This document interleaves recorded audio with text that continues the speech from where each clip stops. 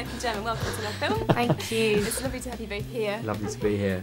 What I really loved about Tamara Drewe was that the fact that nearly all the characters are flawed, but even though they're flawed, you really identify with them. Was that an attraction to both of you taking on the roles? Absolutely. I mean, for me it was particularly refreshing because it was a modern woman told by a modern woman. You know, Moira and Posey are both very modern, the writers, and it was honest, and it wasn't, even though it is glossy in a way, the film, because it's a film and it's, you know, a comedy, and there's something so brutally honest about it, and that's why it's funny as well, you know. What a dump. I suppose it's because it's based on a book that was so brilliant, and then a graphic novel, and then into a script, so there was so much material to draw from anyway. Sure. And what about you, Dominic? Did you identify with Ben? I hope not. Possibly, but I won't let on if I did. Yeah, no, he was a very interesting person to portray, and he's, I think the danger of being that you ended up disliking him because he was so idiotic, but I think his simplicity makes him quite endearing, really. You actually just feel sorry for him.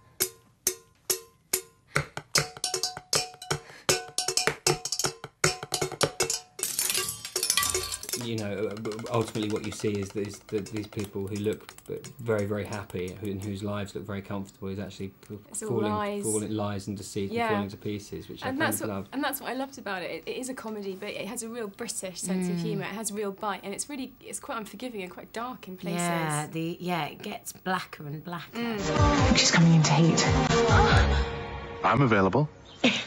You see all different stages of life in it, really, as well. You have these young girls who are so desperate with this one little tiny glossy magazine of what they think is a beautiful world outside of their village. We've all experienced that sort of loneliness and desperation to be thrilled by something other than our mundane lives.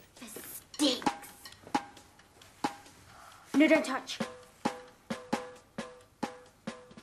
And you have the kind of adolescents or going into adulthood lost characters who are all just in absolute chaos, don't know who they are, and are kind of wreaking havoc and trying desperately to identify with themselves and who they are. And then you have the slightly older generation who are meant to be settled in their wonderful families, who are just falling to pieces and lying to each other even after however many years of marriage. Yeah, exactly. Which makes it sound a bit hopeless, but it's not, because I think it's the young girls, I think, that kind of give that hope, especially at the end. And they're funny. Yeah, they're brilliant. What was it like working with those two? Well, they're newcomers, and I mean, they have worked on other things before, but this is, I suppose, the biggest roles today, and I just think they're real scene stealers. Pom. Smells like